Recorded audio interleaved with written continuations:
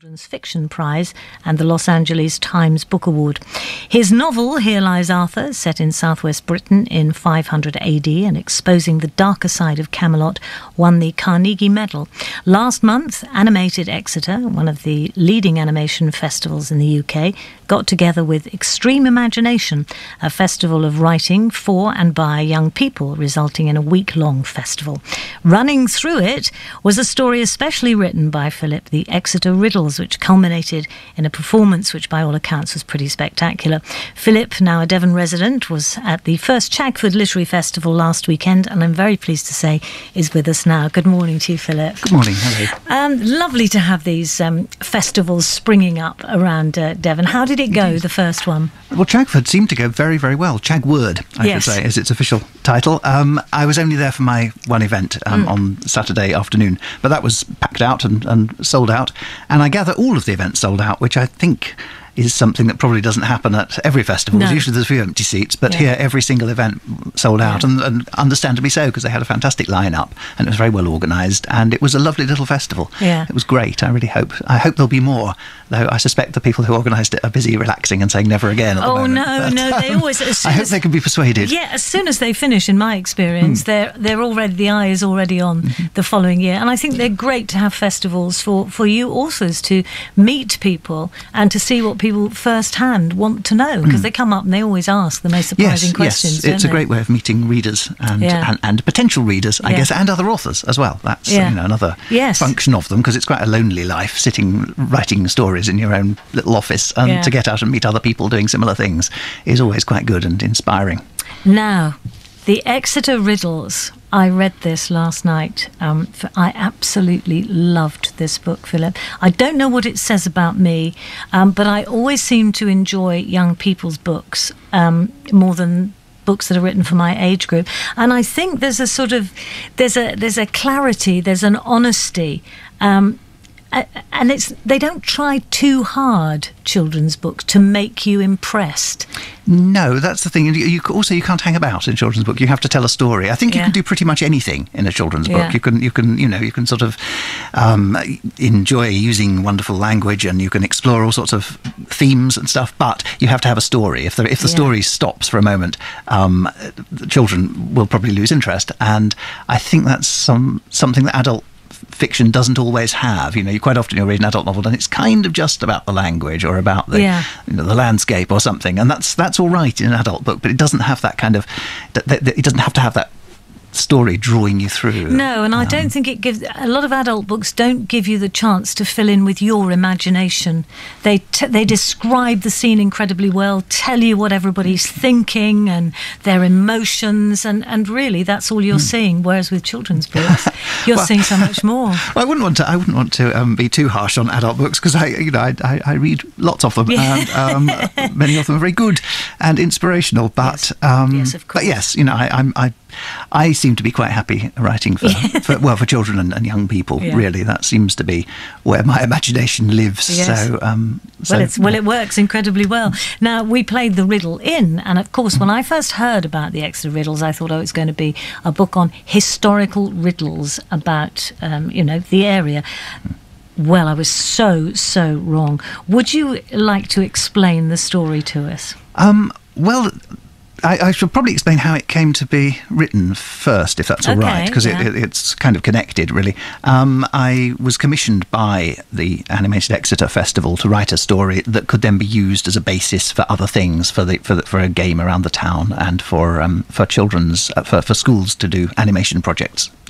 And I've never really done work to commission before. I've never been asked to write a story and written it. I just wait for kind of inspiration to strike and do my own thing. So I was a bit uncertain about it and not really sure what I was going to do. And Animated Exeter gave me a sort of tour of Exeter with some local people who know all about the history of the city, and we got to see the catacombs and the underground tunnels and things. And I was wandering around thinking, this is going to be kind of embarrassing, because I'm getting this lovely tour of Exeter, but I don't think I can do a story. I just don't know what I can write about this. There's too much stuff. There's too many possibilities. And then we got to the cathedral, and I saw the gargoyles on the west front of the cathedral, and round on one of the side doors there's a saint who has been carved. He's obviously a saint who's been martyred by having his head chopped off. So he'd been carved holding his severed head, as they were. But he's still got his actual head as well. And he looks slightly embarrassed by this fact. He sort of knows that he's a bit absurd and there's something not quite right here. And I thought he was quite funny. And that got me starting thinking about the gargoyles. And I started to think, well, I could bring these to life. And that some of them are funny and some of them, poor things, are quite scary because their faces have been eroded over the years. So there's a sort of an element of something quite frightening there. And also, which I didn't really realise until I'd actually written it, because I'm a bit thick, is it's animation, of course, because it's these stone figures coming to life, so it kind of ties in with animated Exeter. Yeah. But it isn't just about the gargoyles coming to life. They come to life because there's a whole sort of history leak has happened, and bits of the history of Exeter are kind of erupting into the present day. And there is a lad who discovers that it's his family's job to sort this out each time it happens. And they're the riddles. They are the riddles. Here's Ed Riddle, and that's the only reason why it's called that. But it's just that wonderful story of this heartstone, which is the heart of Exeter, and it's underneath the cathedral, and it's moaning, and it's throbbing, and history is leaking out. And I'm not a great history. When I say I'm not a history lover, I couldn't sit down happily and read a history book, but I learnt so much from your. And it is a little book because it's a short story. It's really. a short story. It's 10,000 words. Yeah, and I learnt so much from that. But this wonderful idea of this throbbing heart that is crying out and needs something. Well, I tried to sort of touch on little bits of history that children would probably know of Exeter. Yeah. I mean, it doesn't go into any details about anything, but it mentions the Romans and the Blitz, and right back to cavemen and people appear, and lots of little. I tried to fit in as many little details of the city as I could. Yeah, it's like these portals have opened all over, and there's Roman centurions, and there's Redford's bullers, and there's bombing going on in the Second World War, and old relatives and ladies from the Victorian time. They're all wandering around, and this poor lad has got to. It's his job to stop this history leaking out, isn't it? Yes, so it becomes a sort of a kind of a fairly traditional sort of fantasy quest in that sense, but just through the streets of Exeter, which are kind of changing and morphing and slipping into the past versions of themselves. And I love these faceless gargoyles that are chasing him, the faceless ones. Yes, well, something had to chase him at some point, I felt. So, quite terrifying, actually. The scary statues. Well, I thought the statues, having been statues for all these centuries, would probably be quite glad of a night off, and they're rather enjoying their... Yeah. So although they represent saints and angels, they're not very saintly or angelic. They're just kind of having a wild old party and bungee jumping inside the cathedral and things like that. So this lad... well, you're going to read the beginning Let me read the beginning of the story. I like to read the start of things because then I don't have to explain too much of the backstory. But if I just read you the beginning. Long after midnight, and the rain was falling on the river and the rooftops and the empty, shining streets of Exeter. It ran in rivers down the windows of the high street shops, while the mannequins looked out glumly at the spreading puddles on the pavements and the occasional late pedestrian splashing through them. It made gurgly waterfalls down the gutters of Fore Street. It rattled on the glass canopy of Princess Hay. On the grass outside the cathedral, the puddles sprawled into lakes, and on the cathedral's wide west front, old stones woke and shook themselves and mumbled, "Wet." The first Ed Riddle knew about it was a little stony fist against his window. Tap, tap, tap. Tap, tap, tap. The noise got into his sleeping head, into his dreams. All night the rain had been pattering at the glass like flung handfuls of rice, but this was different. He surfaced slowly, thinking it was just a branch of the tree which grew outside his bedroom window, tapping on the glass. But there were no trees outside. This wasn't his old home. It was his granddad's house in Exeter. Grandad could not manage the narrow old house and its narrow old stairs anymore, so he had moved into a care home on the other side of the city, and Ed's mum and dad had sold their house near Crediton and come to live in Grandad's house instead. Ed didn't mind the move, because Grandad's house had been in the Riddle family for centuries, which made it feel right that he should live there. But sometimes he missed the quiet and the open space around his old house, and there were no trees. So what was tapping at his window? Tap, tap, tap, went the noise again. A little hunched shape moved, silhouetted like a shadow puppet by the street lamp glow that came through the curtain. A bird? A cat? Ed couldn't make it out. He got out of bed and pulled the curtain at the exact same moment that the thing outside grew tired of waiting for him and smashed its way in, making a small hole in the bottom left window pane. He saw it clearly, crouched there in the orange light from outside. A little creature of wet stone, like a monkey or an imp. Its surface rough and blurred, its wide mouth turned down at the ends and barred with teeth, like the radiator grille on the front of an old-fashioned car. Ed wasn't sure whether to yelp for help or just pick up the heavy lamp which stood on the table beside his bed and smash it down as hard as he could on the scary little creature's head. But before he could do either, the creature opened that blurred grill of a mouth and said, "It's happening again." God, yes. History is leaking. Yes. Wonderful. Or as you say, old time comes back for a while and the city remembers itself. When you say that later, it's beautiful. Wonderful. And so the journey begins with this little grotesque. Yes, he's not a gargoyle because they have water spouts sticking out of their mouths. So that's another thing I didn't realise. There's a difference between a grotesque and a gargoyle. And Exeter Animation literally took this story and ran with it. They organised something called the Time Winders through the street. They did, which I can't tell you an awful lot about, I'm afraid, because I sort of was given the opportunity to work closely with the people who were organising the game, Time Winders. But I decided in the end that was too much. I needed to just concentrate on the story and then let them do what they wanted with it. Yeah. And I don't really know what they did do with it. I didn't have a chance to play it, unfortunately. But I gather it was lovely. It went very well indeed. You were also involved in another project, weren't you? Comic Jams. Well, yes. I was asked to do an event during the festival, and I thought. Just at the end of an animation festival, me standing up and talking about writing might be a bit dull. I couldn't really see quite how that worked. But I have a close friend, Sarah McIntyre, the illustrator and comics artist, who I've been working with on various projects, and I thought if I could lure her down, we could kind of do something very illustrative together. So we did. I read a little bit of the Exeter Riddles, and then we designed some characters based on the gargoyles and grotesques. And we got the audience to suggest things they could do, and we created a comic strip live on stage, of a kind of a short 4 or 5 panel comic strip for them, and then we turned it around and got the audience to create their own comic strips. So it was quite interactive and very visual and much more of a show than I could do on my own. Wonderful. I started to read last night your latest book, Goblins versus Dwarves. You like these little creatures, don't you? This is the second. The other one was just goblins. The previous one to this was goblins. Yes, goblins was the original. What's the difference between a goblin and a dwarf? No, that's if you read, as I did when I was a child, if you read fantasy, if you read lots of Tolkien and things like that, you will know that dwarves are sort of stout, sturdy, brave, bearded little chaps who work away under the ground, very hard working, and they build beautiful things and very good at metalwork and stuff.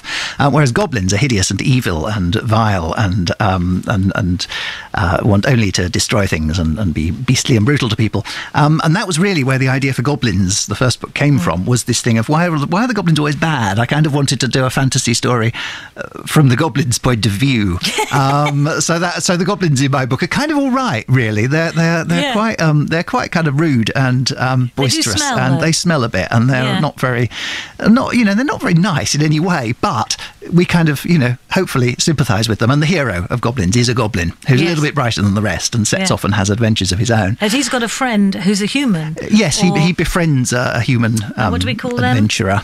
Softlings is what the goblins would call humans. So, yes, having done this first book, Goblins, in which I, revealed that goblins are not as bad as they've been cracked up to be, then in the second book I thought maybe we should have some dwarves, and they're not as nice as they've been cracked up to be. And again, they're all right. I don't like this thing that happens, or it used to happen in the stuff that I read when I was growing up, where everything is divided into good versus evil, because there aren't really very many people who are completely good or evil in the world, and I don't really see why there should be in fantasy stories either. It's much more interesting if everybody is a kind of, somewhere on the spectrum. Everybody has a point of view. So the dwarves and the goblins are antagonists. They're set against each other from the start. And of course the goblins need to try and get somebody to help them against these dwarves who are trying to nick all their precious metals and stuff. So they set off to ask human beings for assistance. But of course, the human beings have grown up on the same sort of stories I did, so they think the goblins are the wrong uns, basically. No trolls yet, because they're bad tempered. There are trolls, yes. Oh, there are. They're nice indeed trolls, are they? Well, they're kind of all right again. They can be persuaded to do the right thing. I was reading your blog, and it said the telltale sign that you've been invaded by dwarves. Do you remember? Yes. Well, the goblins take over my blog from time to time, so I think this was one of their ones. But they don't spell very well. No, they don't. No. And that's what kids love. Everything is sort of spelt as it is said, almost phonetically. But a telltale sign that you've been invaded by dwarves. There's loads of blimmin' dwarves all over the place. That's right, yes. Yeah. Well, that's the third telltale sign. The telltale sign, so the chimneys, big sort of like tin mine kind of chimneys appear everywhere because they're ventilating their deep mines and burrows. And then the second telltale sign, big molehills. They use gigantic moles to help them mine. And then the third sign is loads of blimmin' dwarves all over the place. I very rarely hear that word blimmin'. It's a good one, isn't it? It is a very good word. It's very good. And I don't know where it comes from, but I have family members that use blimmin'. Blimmin'. It's great. Yeah. And the language is very important to young people. I mean, and you have some wonderful words in this Goblins versus Dwarves. There's a bumwipe heaps. Yes. The goblins, basically, it's set in a fantasy world, and they inhabit an old, gigantic ruined castle that was previously the home to the Dark Lord, who's been defeated long before the story begins. And as they're rampaging around, looting and stealing in the old treasure houses and armories, they come across this sort of stuff that they just call bumwipe, and that is indeed what they use it for.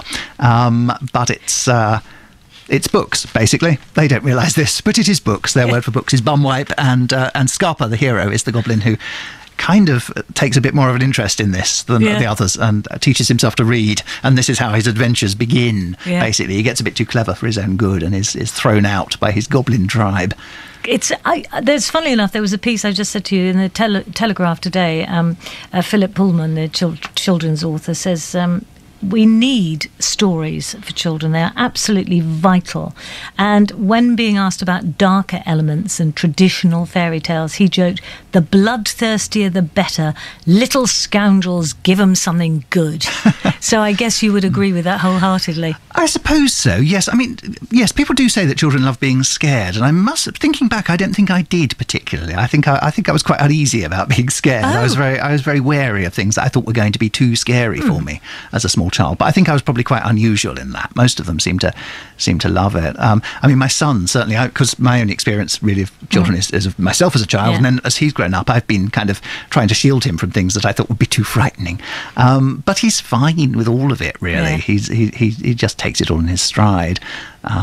The only thing he doesn't do is romance. I think he wanted to watch Avatar when that came out, so we got the DVD of that, and I thought, well, is this going to be too much for him, because there's kind of monsters and scary bits and stuff. He was fine with all the monsters and scary bits, but when there's this tiny little, very, very tame little kiss between the hero and heroine, he was kind of hiding behind the sofa going, "Oh no, make it stop." So that was quite useful. There's no, most of my books up to now have had an element of romance in them, but no, Goblins and Dwarves, none of that. You're writing another one at the moment. Is it similar to Mortal Engines? Did I read that? Well, I'm kind of working on various things. There'll be a third Goblins book, which I must start later this year, and I've been doing a couple of short stories, and I'm kicking ideas around, and I'm also working on some books with Sarah McIntyre, which are going to be, the first of those is called Oliver and the Seawigs, and it comes out in September from Oxford University Press. And those are very well, for me, they're quite quick little jobs, because they're only about sort of 15,000 words, which is about a quarter of the length of one of my novels. But of course, for Sarah, they're a titanic endeavour, because she has to sit and illustrate. Virtually every page has some beautiful, elaborate illustration. And does it work that way? I mean, you obviously know each other very well and have worked together. Does it work that way round, or can she sometimes draw something and you go, oh, that's giving me an idea? Yeah, no, it definitely works that way, actually. It's very much a collaboration, really. I mean, I say I wrote it, and I guess I did the actual job of sitting there putting the words on the paper, but we kind of created it together. We met, in fact, at a festival, going back to what we were saying about it being good for authors to go to festivals. I went to the Edinburgh Festival a few years back and was sat at dinner opposite Sarah McIntyre, who I didn't know at all, and we just sort of hit it off somehow. We somehow, despite being very, very different and having very different backgrounds, we somehow have the same kind of sense of humour, or we like the same things, and so it was inevitable that we would end up working together, I think, and we just started kicking ideas about and came up with what we thought was a good idea for a story, and we've put it together, and then I wrote it, and every time I got stuck for something, I would phone Sarah or Skype her and say, what happens next? And she'd come up with some crazed idea, and I'd work it in. So no, it's I mean, it says on the front by Philip Reeve and Sarah McIntyre, and that really is it. It's a joint effort. Yeah, wonderful. So not such a lonely life sitting in your garret writing your words. Not anymore, no. Yeah, and you've got a science fiction and fantasy festival at the Phoenix Arts Centre. Oh, that's right. Yes, Phonicon, which is on the 7th of April, I believe. Which I'm going to. I think I'm the first person on there at 11 in the morning, and there's going to be a kind of a parade of people throughout the day, Doctor Who related. Yes, Annika Wills, who's been on. Annika Wills, who I've met before, in fact, at lovely other lady. Local science fiction things, who's lovely. Yes, she's wonderful. Who was a Doctor Who companion at some stage, and all sorts of other local writers and luminaries, so that should be good. And I must mention Nicholas Pegg, who is the leading authority on David Bowie. David Bowie, who's top of the charts today. Hooray. Amazingly. And also, Nicholas Pegg was a Dalek. Yes, he's a Dalek and a daemologist. So that's... a daemologist. Cool in two. A daemologist. Well, an expert on David Bowie. You call him a daemologist? Would be a daemologist. I'm guessing. I don't know. Actually, we've got a bit of Bowie. I think we can play today, because he's absolutely top of the charts today, which is unbelievable.